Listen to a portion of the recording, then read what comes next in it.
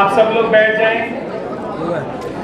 जी बिल्कुल, इस वक्त मेरे साथ सेनेटर सिंह एजी साहिबा मौजूद है। उनसे भी पाकिस्तान की मौजूदा सूरत हाल के हवाले से बात करेंगे।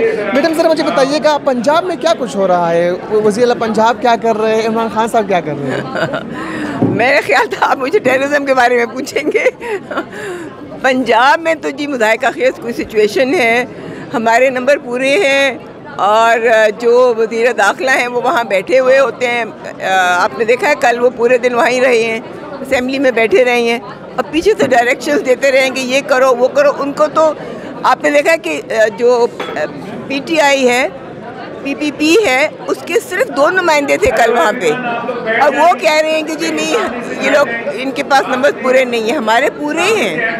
मगर फिर भी कुछ अजीब सी खिचड़ी पकी हुई है, पता नहीं क्या होने वाला है।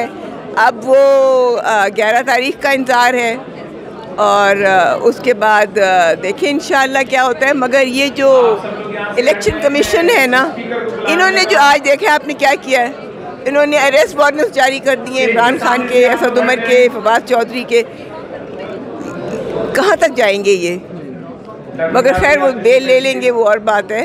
मगर काफ़ी ख़तरनाक सिचुएशन है, देखते हैं आगे क्या होता है। मैडम आखिरी क्वेश्चन करूँगा, चूँकि चौधरी सरवर अलीम खान और जहांगीर तरीन एक दफ़ा फिर से उनकी खबरें गर्ज कर रही है कि वो एक्टिव हो गए हैं, तो क्या पीटीआई के लिए कोई ख़तरात है?